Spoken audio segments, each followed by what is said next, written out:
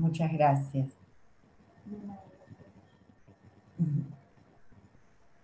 Bueno, vos me dirás cuándo comienzo. Listo, ya inicié a grabar y ya le pasé el phone. Le dejo mi número de teléfono, cualquier inconveniente técnico, si me quiere llamar. Bueno, ¿Se lo dejo por el chat o se lo dejo? decímelo. Ok. Cata es mi nombre y el número es 223-304, ¿Cómo? 304, Dos, 223-304, 5501. 01. Sí, pero cualquier inconveniente técnico me llama o me manda mensajito. Bueno, muchas gracias. Voy a desactivar acá esto para que no me llame el celular, que me olvide.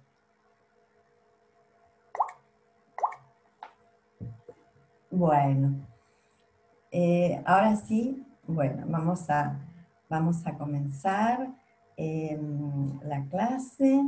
Buenos días para todos. Vamos a tratar el punto 10 de la clase de hoy, que se refiere a la unidad sexta. Es la unidad sexta, el punto 10, que trata sobre la protección de la vivienda.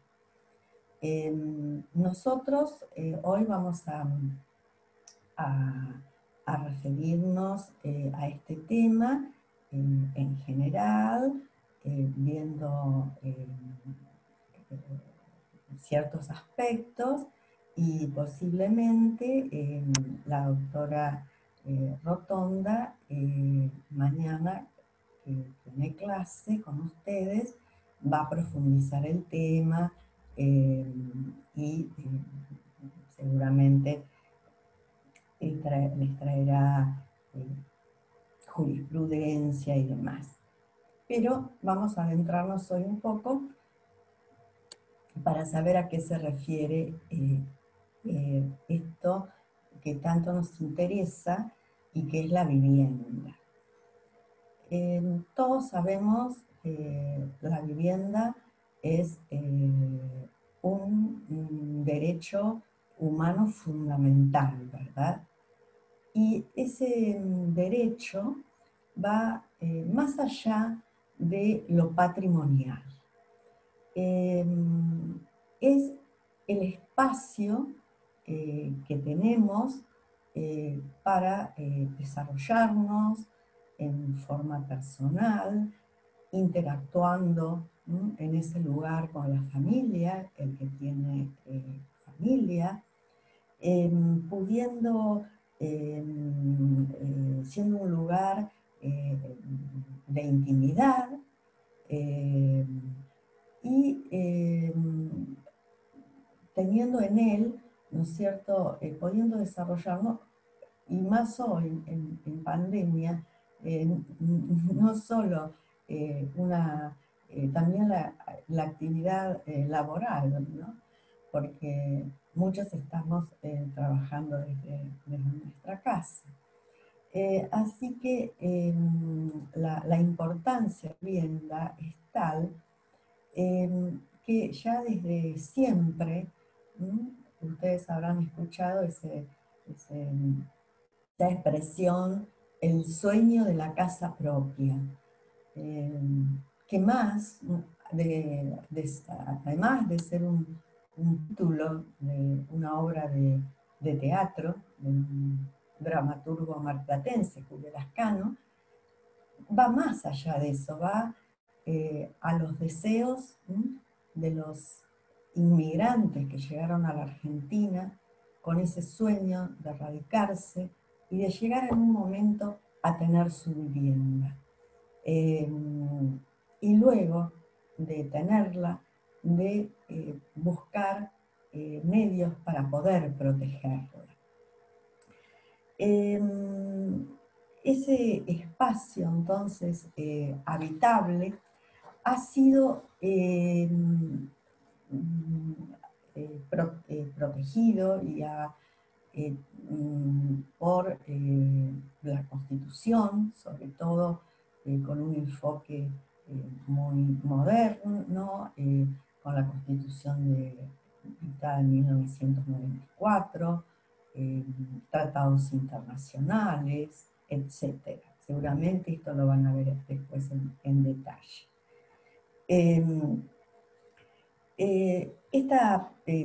Esta protección, ¿no es cierto?, de la vivienda no es solo a poder afectar la vivienda para protegerla, sino también nos da la idea de que la tenemos que proteger y también tenemos que proteger que podamos mantener esa vivienda. Por eso tenemos que establecer algunas diferencias con una ley de 1994, que era la ley llamada de bien de familia. Ustedes habrán escuchado hablar de ello. Es una ley de 1954 y el código hoy, esta ley está derogada, y es el Código Civil y Comercial vigente el que trata el tema de la afectación de la propiedad, de la vivienda. Es tan importante este tema, fue tan importante para el legislador que hay un título, que es el título tercero, del capítulo tercero, que se refiere precisamente a este tema. Con respecto a la protección del inmueble mediante este instituto, podemos decir que consiste en la afectación de un inmueble urbano o rural a la satisfacción de las necesidades de la vivienda del titular o de su familia, y permitiendo sustraerlo de las contingencias económicas que pudieran resultar desfavorables. Hay aspectos generales que tenemos que tener en cuenta, y también características. La afectación, dentro de sus características, encontramos, por ejemplo, que es optativa, es excepcional o única, es imprescriptible, no transaccional, etc. Y sobre todo es de orden público. La idea del bien de familia en el régimen anterior, con la ley del bien de familia, enfocaba sobre todo hacia la protección de la vivienda donde residía la familia. Hoy el enfoque principal es la protección de la vivienda. Y ya van a ver que existen algunas diferencias también con respecto a esto. El doctor Alterini hablaba en su momento, cuando se refería a los términos de residencia y de hábitat. El hábitat implica una protección, una seguridad, un refugio, quizá para el propietario. Pero la vivienda está más unida y refleja sobre todo la idea de la residencia efectiva de quienes han afectado ese inmueble. Es decir, que en general podemos decir que el Código Civil y Comercial vigente comprende la protección de la vivienda en sentido amplio.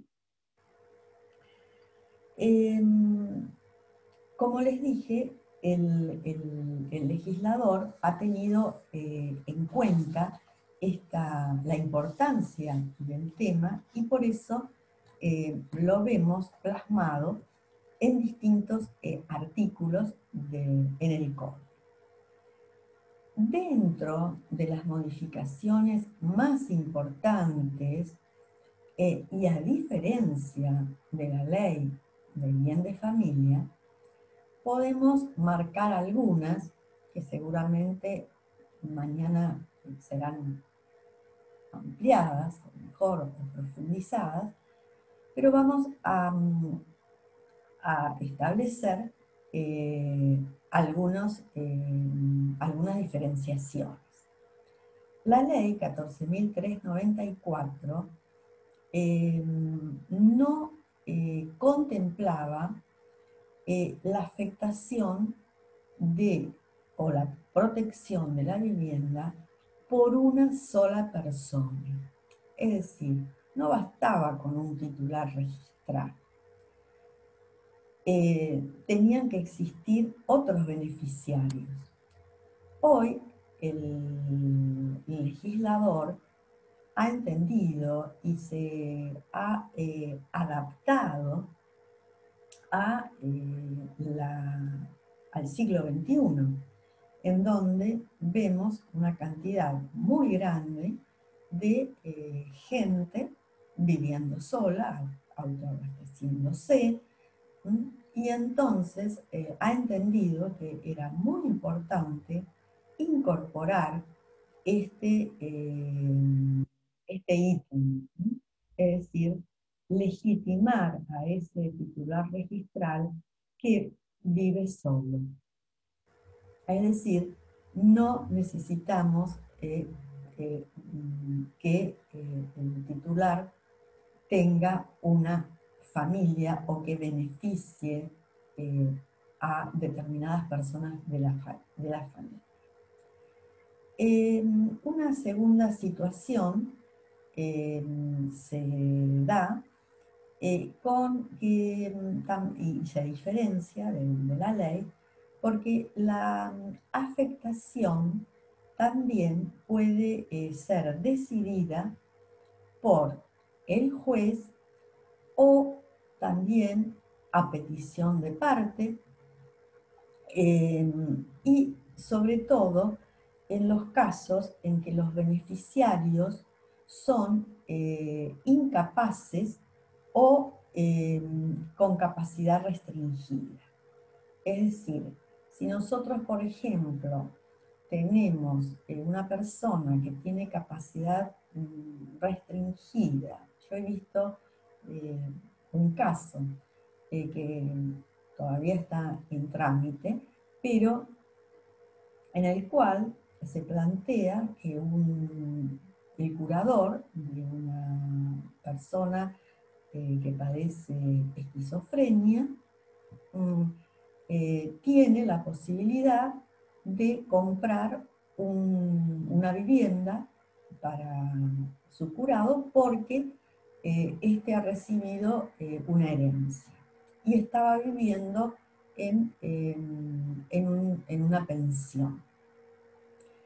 Aquí la curadora ha pedido que el bien que vaya a comprar en representación del incapaz, en este caso ya estaba declarada su incapacidad hace unos años, pueda comprar y deje a salvo, ¿no es cierto?, que se va a afectar en la vivienda para su protección. Si a lo mejor la curadora no lo solicitara, igualmente el juez, viendo las características de esta persona, lo puede pedir directamente de oficio. Otra diferencia importante es que se amplía la lista de los beneficiarios. Y uno de esos beneficiarios que no contemplaba, por supuesto, la ley 14.394, es el conviviente del titular registral o viceversa. Esto, bueno, también aquí los legisladores han tenido en cuenta eh, la, la inclusión y la importancia del conviviente. Ustedes creo que ya han estado viendo el tema de convivencia o lo van a ver con el doctor Lastra, así que seguramente lo van a profundizar también un poco más en ese tema en especial, pero bueno, es una de las diferencias con la ley anterior. También otra de las innovaciones que trae el código se refiere a un artículo que habla del tema de la subrogación, que lo vamos a ver en un ratito, y se refiere en principio este tema de la subrogación al caso de que podamos eh, prolongar, por ejemplo, la afectación de un bien hacia otro bien que se compra y que ya está afectado. Por ejemplo, yo voy a comprar un bien que lo tenía afectado, supongamos, a bien de familia, si era anterior al Código Civil, o ya con una protección. Entonces, el escribano lo que va a hacer es dejar asentado en la escritura que con ese dinero que se va a obtener de esa venta que se está haciendo, ese dinero va a quedar en garantía para comprar un nuevo inmueble y que esa afectación, ¿no es cierto?, se va a prolongar al nuevo inmueble. Siempre y cuando, por ejemplo, bueno, el escribano haya cumplido con todos los requisitos que solicitan informes de dominio, etc. Y hay también algo que es importante y que lo hace diferente a la ley 14.394, y es que se considera que la vivienda se protege desde el momento que se hace la escritura, no desde el momento de la inscripción en el registro, como era lo que contemplaba la ley 14.394. ¿Por qué? Porque tiene un carácter con el código, esta afectación tiene un carácter declarativo. En cambio, con la ley anterior tenía un carácter constitutivo. Vamos a ver ahora, vamos a ver ahora también eh, cómo se constituye esa afectación. Y sobre todo hay que tener en cuenta, y ustedes que van a ser los futuros profesionales, que en general, cuando se presente el cliente para hacerles una consulta sobre este tema, van a tener que guiarlos, ¿no es cierto?, y informarlos, porque muchas veces, ahora ya la gente está más interiorizada del tema, pero eh, cuando regía todavía la ley del bien de familia, muchos tenían un concepto errado.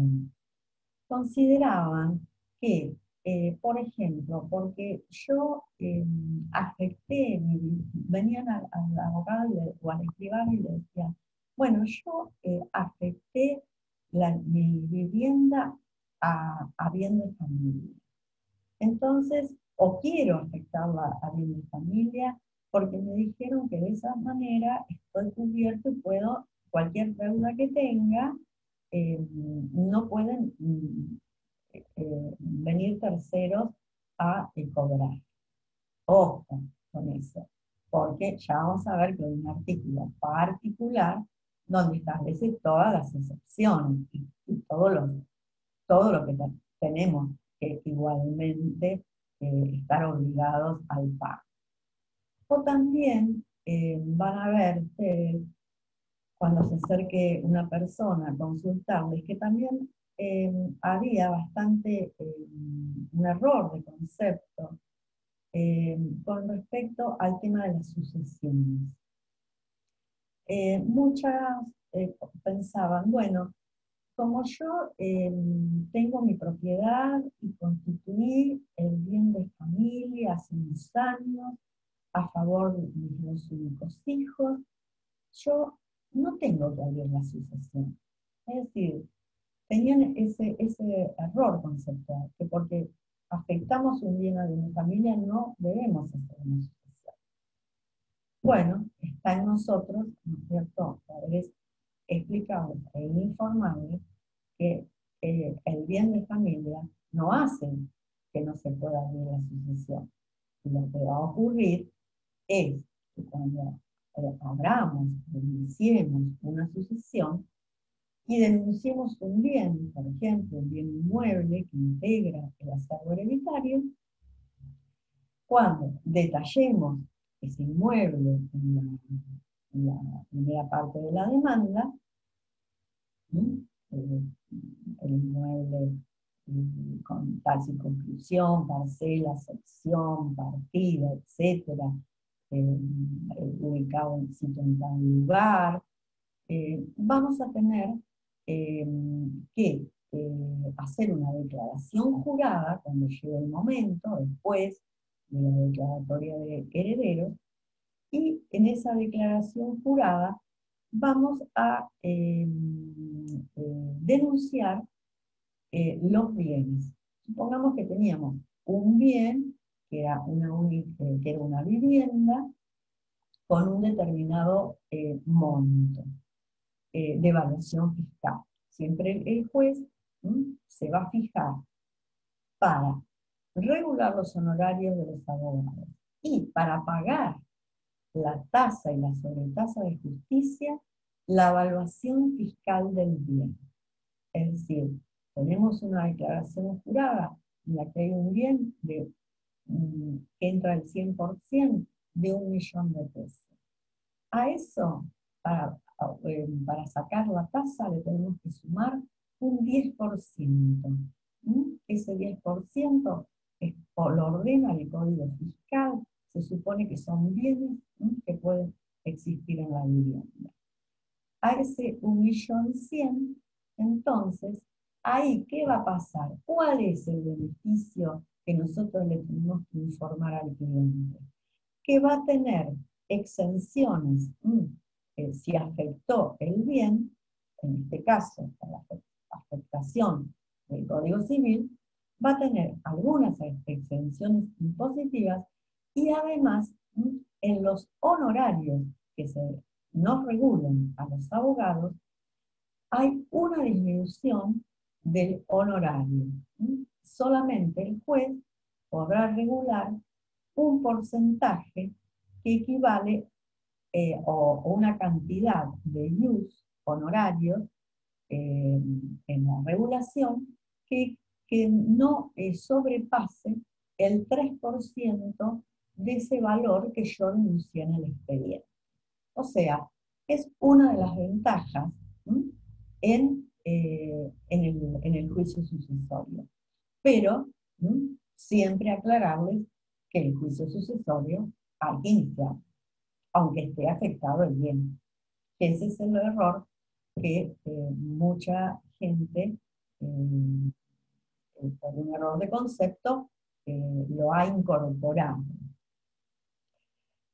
Bueno, con respecto al artículo 244, el artículo 244 nos permite afectar el inmueble no solo la totalidad, sino también algún porcentaje. Y dice el artículo, puede afectarse un inmueble destinado a vivienda por su totalidad o hasta una parte de su valor. Esta, y además trae el artículo, la última parte del artículo, que es muy importante, habla que no puede afectarse más de un inmueble. ¿Y qué pasaría si el titular registral hubiera afectado o sugiera que ha afectado dos inmuebles? Bueno, en ese caso, el artículo nos da la solución y dice que si alguien resulta ser propietario único de dos o más inmuebles afectados, debe optar por la subsistencia de uno solo en el plazo que determina la ley registral. De lo contrario, y bajo apercibimiento, de lo contrario, si no optara por la afectación de uno u otro, entonces va a quedar afectado la vivienda que se afectó en primer término. Esto se conoce con el nombre de retroprioridad registral. Retroprioridad registral. Es decir, el que primero se registró, ese va a ser el que quedará afectado si no he hecho uso de la opción. Precisamente, de acá también surge el carácter declarativo de la inscripción. Con respecto a los legitimados, tenemos que ver que acá se abre un amplio cuadro respecto, con el nuevo código, con respecto a los legitimados. Voy a tomar un poquito de agua.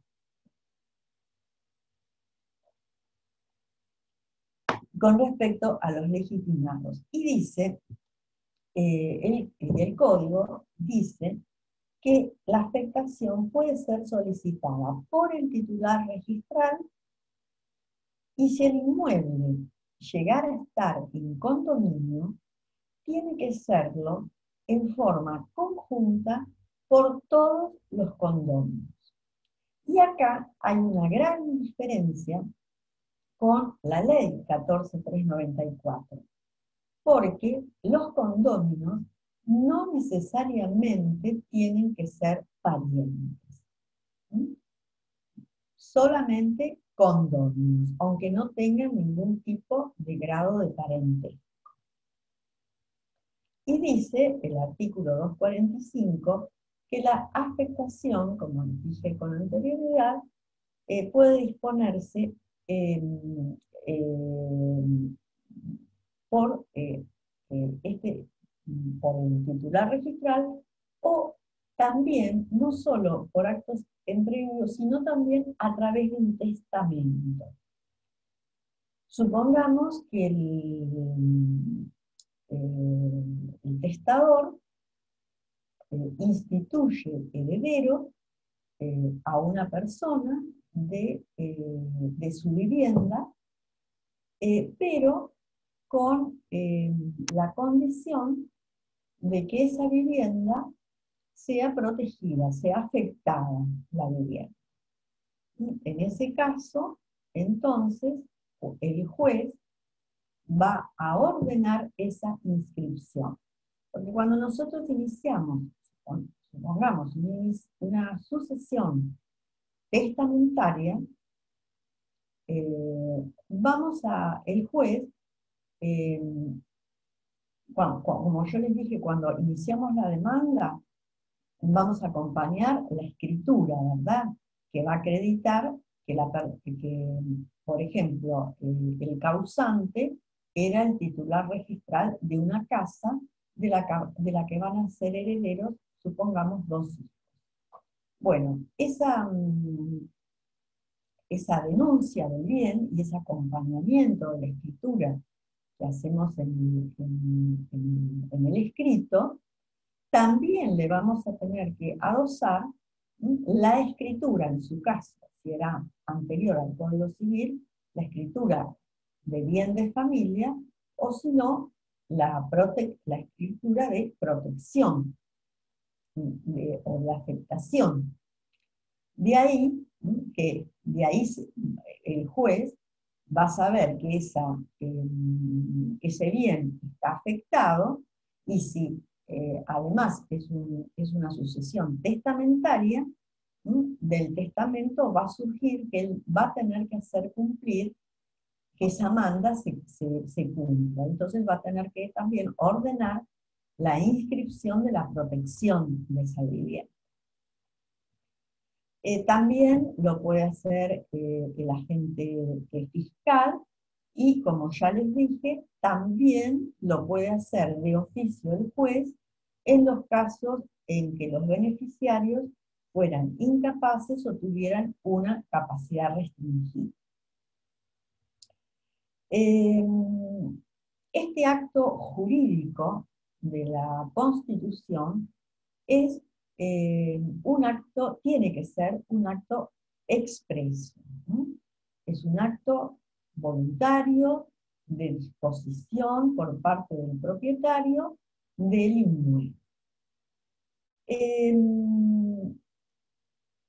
Y la modificación más importante es que el constituyente, como ya les adelanté, puede ser un solo el mismo titular registral.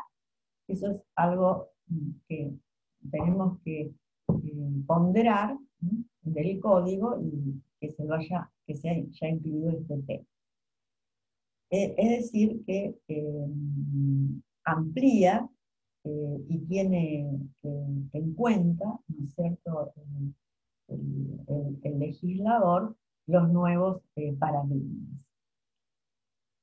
Con respecto, bueno, a los condóminos, ya hablamos y dijimos que no es necesario que sean parientes. Y ahora tenemos que ver quiénes pueden ser beneficiarios de esta afectación. El artículo 246 tiene 2 incisos, y en esos incisos es muy claro, estableciendo que son beneficiarios de la afectación el propietario, el propietario constituyente, su cónyuge, su conviviente, sus ascendientes y sus descendientes. Si no existieran cónyuge, ascendientes, descendientes, en defecto de estos, el titular de registrar o de dominio de la propiedad podría nombrar beneficiarios a parientes colaterales hasta el 3er grado. Esos parientes colaterales pueden ser tíos, sobrinos, bisabuelo, bisnieto, pero acá hay una diferencia. En este caso, estos colaterales sí tienen la obligación de convivir con el titular. Se supone que el legislador ha entendido que esto tendría que ser necesario por dos cuestiones. Primero, porque estos son beneficiarios en defecto de aquellos que no pudo nombrar en primer término. Y además, los colaterales, ya lo van a ver cuando estudien la parte de sucesiones, no son herederos forzosos o legitimados. Por ese fundamento es que se solicita que convivan con el titular.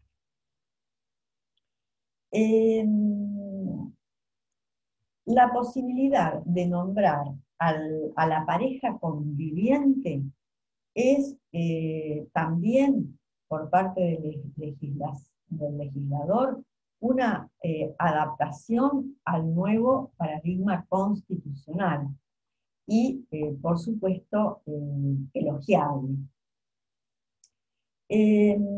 Con respecto ahora a los requisitos de ese bien que vamos a afectar. Bueno, el artículo 244 señala que el objeto de la afectación van a ser inmuebles urbanos o rurales, pero que el bien debe estar destinado a vivienda. Y en la segunda parte dice, y el inmueble, si es rural, no podrá exceder de una unidad económica. En realidad, en la provincia de Buenos Aires todavía no se ha determinado el valor de la unidad económica. Por lo tanto, no les puedo dar un dato preciso porque no está determinado. Y este artículo también dice que si alguien resulta ser propietario de uno o de dos o más inmuebles, debe optar por la existencia de uno solo, y en ese carácter, que ya lo habíamos visto, dentro del plazo que establezca la ley. Es decir, es el mismo artículo que les comenté hace un momento, pero para hacerles notar la primera parte del artículo, que es la que se refiere a la afectación, ¿no es cierto?, de urbanos o rurales. Una pregunta, doctora. Disculpe que la interrumpa, Sí. pero antes que continúe. Quería preguntarle Sí. si hoy, por ejemplo, quiero afectar un inmueble que es rural, si la unidad económica no está determinada, ¿quién la determina? Bueno, según lo que yo he consultado con algunos escribanos, en este momento cualquier valor podría llegar a ser válido porque no hay determinación. Entonces, podría ser el valor que se le diera. Claro. O sea, hay un vacío sobre esto. Entonces, no podemos determinar un valor. Perfecto. Sí, claro, perfecto. Gracias. Es así hasta que en algún momento se establezca o se estipule un valor a esa unidad económica. Por ahora no lo tenemos valorado. Igualmente, a lo mejor mañana la doctora Rotonda puede a lo mejor traer algún fallo o alguna jurisprudencia. Eso es lo que le iba a preguntar, profesora. Disculpe, si hay algún fallo de corte o alguna jurisprudencia al respecto sobre... Eso seguramente mañana la doctora les va a traer algún PowerPoint y ella se va a dedicar más a ese tema. Bueno, ahora entonces vamos a seguir con la afectación por decisión judicial, que también se puede dar la afectación, o sea, no solo porque el titular registral va y afecta, sino que también se puede dar en los casos, por ejemplo, de juicio de divorcio. El juez podría, en la resolución que atribuye la vivienda a uno de los cónyuges, establecer también una protección a esa vivienda. O en el caso de convivientes, también se podría tener en cuenta a la disolución de esa convivencia y a pedido de parte, si por ejemplo hay personas incapaces o con capacidad restringida, también de proteger a esas personas.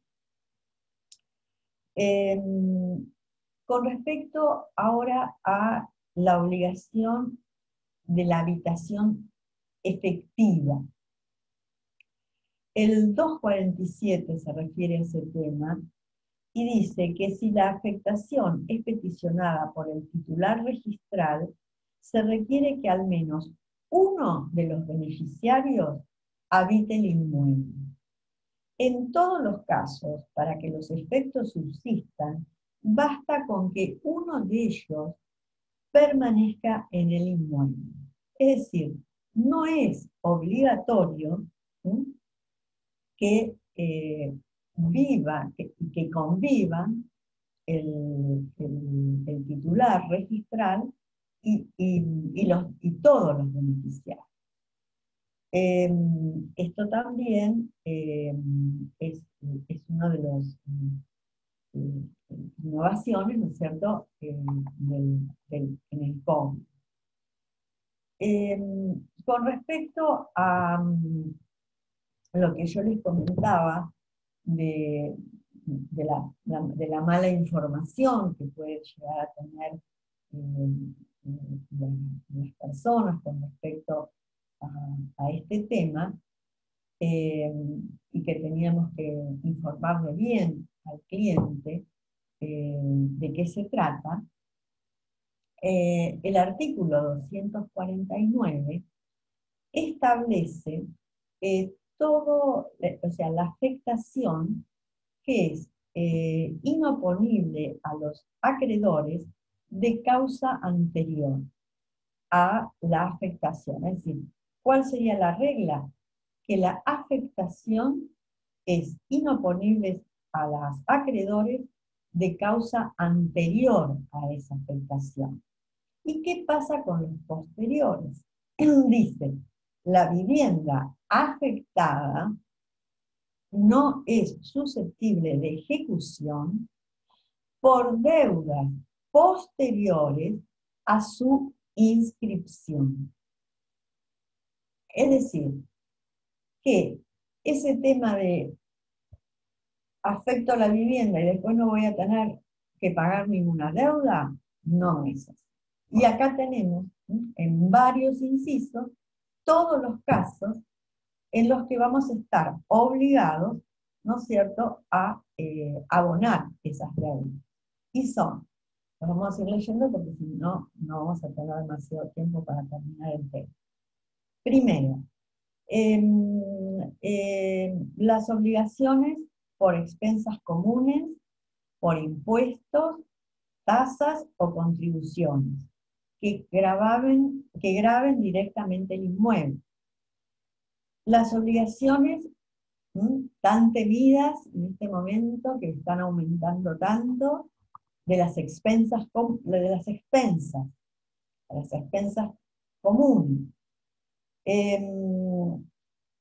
de las contribuciones directas que graban a los inmuebles, También las obligaciones con garantías reales sobre los inmuebles. Las obligaciones que tienen origen en construcciones u otras mejoras realizadas a la vivienda. Otra excepción, esta es muy importante, porque no estaba contemplado este tema anteriormente, y es precisamente el tema de los alimentos. Dice, la vivienda afectada no es susceptible de ejecución por deudas posteriores a su inscripción, excepto el inciso D, por obligaciones alimentarias a cargo del titular a favor de los hijos menores de edad, incapaces o con capacidad restringida. Es decir, siempre estos alimentos van a tener que ser abonados. Si existiera un remate, se subastara una vivienda, el remanente de ese precio que se ha obtenido va a ser entregado al propietario del inmueble. Y si se refiere a un proceso concursal, la ejecución de la vivienda solamente va a poder ser solicitada por los acreedores a los que también se refiere este artículo. Este tema de la quiebra y el concurso lo van a ver en detalle seguramente mañana. Vamos a seguir avanzando. Le hago una pregunta, no sé si me escucha. Sí. ¿Me escucha? ¿Qué? ¿Puede ser Sí, que sí. el inciso A tampoco estuviera contemplado en la ley anterior? ¿O en Vélez? No te oigo. ¿Qué cosa? ¿Puede ser que el inciso A también del mismo artículo no estuviese contemplado? Porque lo tengo anotado en el código y no sé si... Sí, el inciso, o sea, los impuestos, las tasas, las contribuciones, eso estaba contemplado en la ley 1430, la ley anterior, la 394. Lo que varía, y donde hay innovación, es sobre todo en el tema de las obligaciones alimentarias, el inciso B, que leímos, porque ese sí no estaba contemplado. Bueno, con respecto al constituyente y al quien tiene ese poder de disposición, el artículo 250 nos habla de que el inmueble afectado no puede ser objeto de legados y de mejoras testamentarias, excepto que vayan a favorecer al beneficiario de la afectación. Y dice, si el constituyente está casado o en unión convivencial inscripta, el inmueble no puede ser transmitido ni grabado sin conformidad del cónyuge o del conviviente. Esto es muy importante porque acá se necesita del asentimiento, de la conformidad del cónyuge o del conviviente. Y si el cónyuge o la conviviente se opusieran, ¿no es cierto?, por ejemplo, sufrieran de una incapacidad restringida, entonces quien va a tener que autorizar esa afectación va a ser el juez, es decir, a pedido del parte. Es decir, ¿qué es lo que queremos? ¿Qué es lo que quiso el legislador? Lo que quiso es asegurar que el inmueble afectado siempre esté amparado, pero también ¿no es cierto?, que exista una especie de control, porque supongamos que el conviviente o el cónyuge por algún caso particular no quisiera que su otro cónyuge lo afectara. Con respecto a la desafectación, ¿qué se refiere a la desafectación? ¿Qué es la desafectación? Es precisamente desafectar, sacarle esa afectación, esa protección al bien en determinados casos. El artículo 255 precisamente lo establece y dice que la desafectación y la cancelación de la inscripción procede en el caso que puede ser a solicitud del constituyente, a solicitud de la mayoría de los herederos, y también respecto a los condóminos, a la mayoría de los condóminos.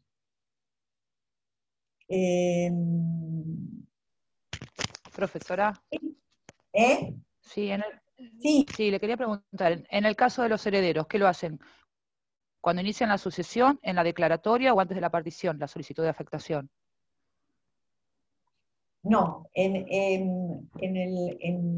cuando vos vas a afectar, puede ser que o sea, no estés en trámite sucesorio. O sea, vos tenés una vivienda y la querés afectar.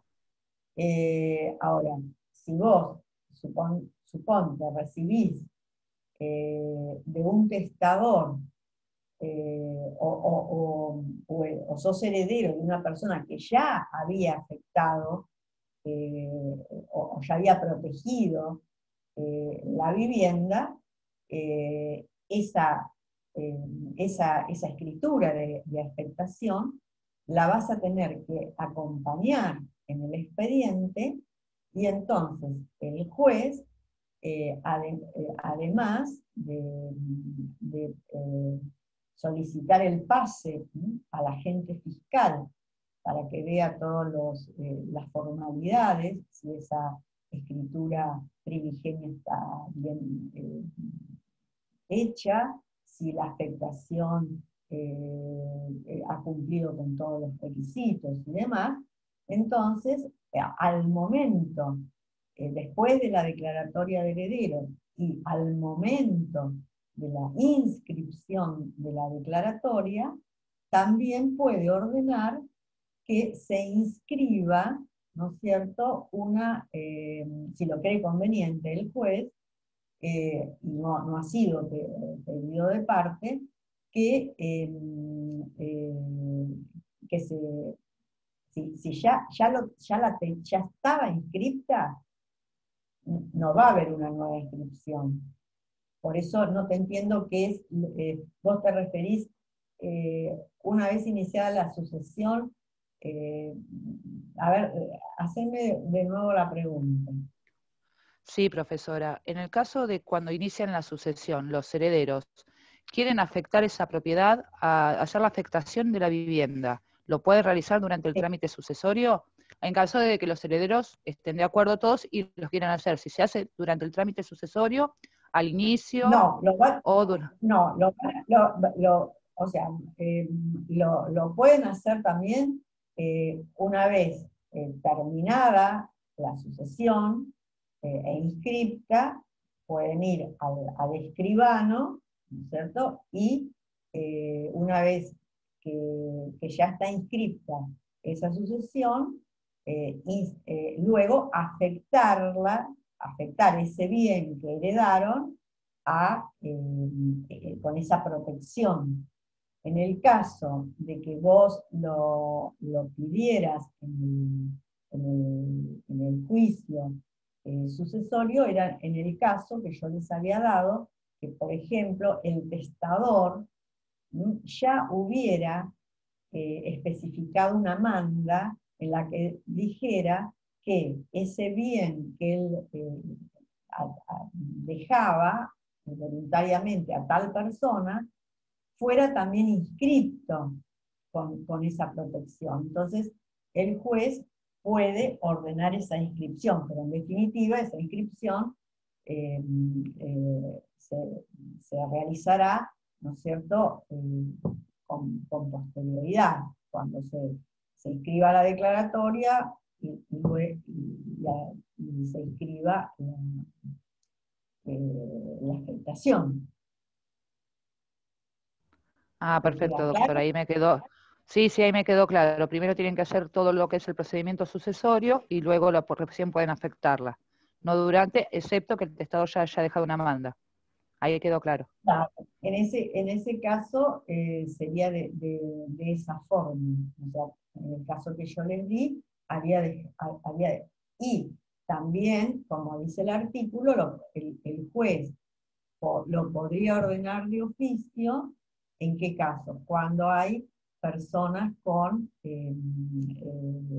incapacidad, ya sea interdictos o con capacidad restringida, o en el caso de que vimos también en el divorcio, cuando considerara que Cuando hay a menores de uno edad de los también. cónyuges se le atribuye la vivienda y considerara que sería necesario proteger esa vivienda, en la sentencia también podría ordenar que se formalice, ¿no es cierto?, la afectación. Esa afectación de la que, bueno, hemos estado hablando hasta ahora, ¿no? Con respecto a la afectación respecto a los condóminos, requiere que esa afectación sí sea realizada en forma conjunta. ¿Mm? Eso es importante, esa diferencia. Otra diferencia que era también importante es con respecto a lo que se llama la subrogación real, que seguramente la doctora traerá algún caso de jurisprudencia.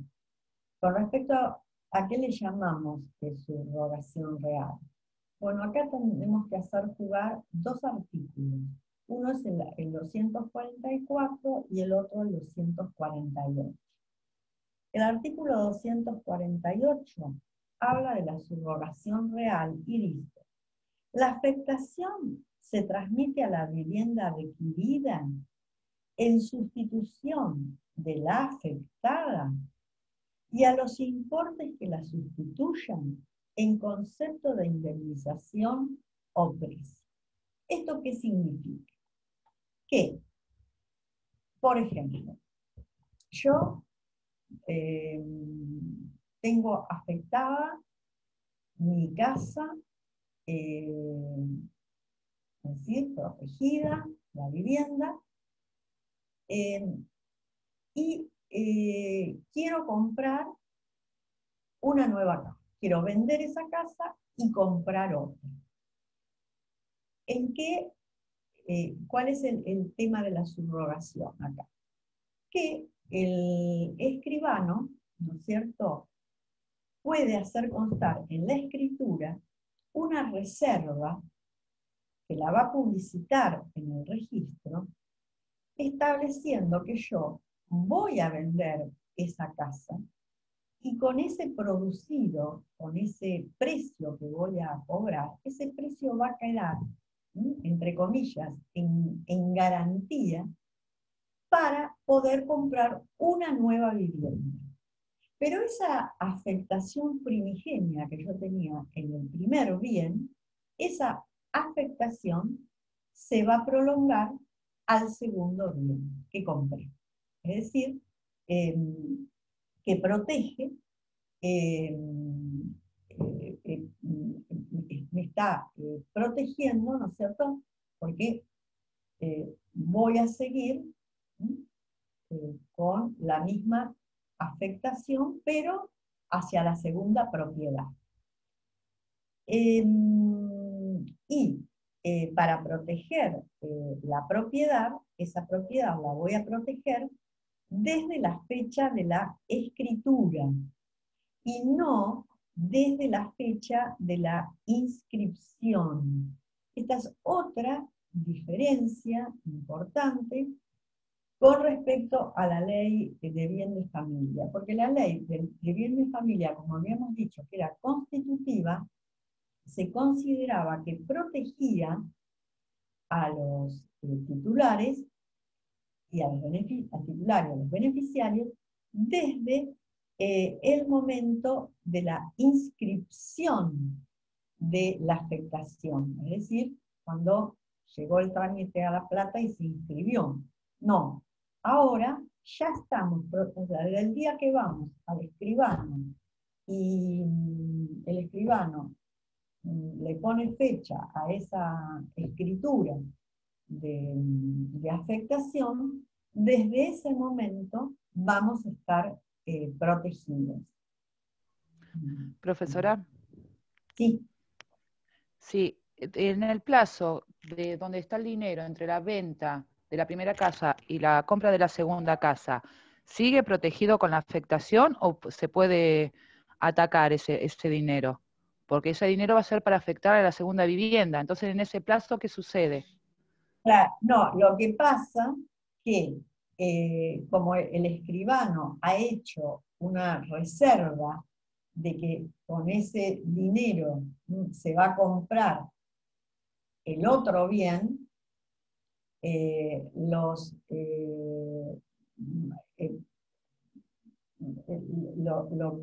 lo que significa es que estaría protegida, seguiría estando protegida la vivienda, porque es como si cambio una vivienda por otra. Y entonces estoy protegida en ese aspecto. Igualmente mañana van a ver otra vez este tema y seguramente también la doctora les va a hablar de la oponibilidad, o el tema de la oponibilidad de los terceros con respecto a en qué momento los terceros se pueden oponer y contra qué afectación de la vivienda, etc. Pero eso va a quedar para mañana. Me han preguntado a través de mail algunos estudiantes con respecto al tema del proceso de derecho de familia, que algunos alumnos tenían algunas dudas, así que yo les diría que mañana cuando dé la clase la doctora, aprovechen a la jueza de familia y si les ha quedado alguna duda sobre el proceso de familia o sobre los recursos, bueno, nadie mejor que ella, ¿no es cierto?, para despejarle todo tipo de dudas. Bueno, hoy entonces, si no quedan demasiadas dudas sobre este tema, finalizaríamos acá y luego, no sé si me toca el jueves o el viernes que viene, porque lo tenemos que decidir con la doctora Casal, nos volveríamos a ver. ¿Quedamos así? Gracias, profesora. Bueno, hasta la próxima. Gracias, profesora. Gracias. No, a ustedes por participar. Gracias, profe. Adiós. Ay, qué hermosa esa foto. Qué bonita. Ah, es una belleza. Qué lindo, bueno.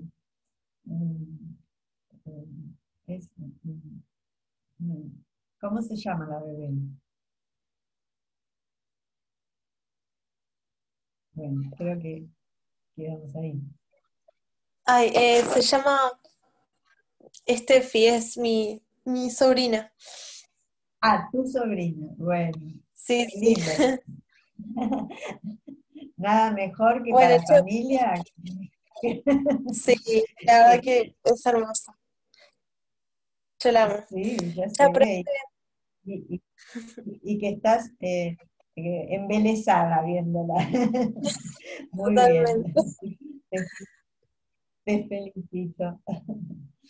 Bueno, Gracias. chicas y chicos, no Adiós. veo, en este momento veo chicas, ¿no? Así que bueno, nos vemos la próxima y seguir disfrutando de tu sobrinita. Chao.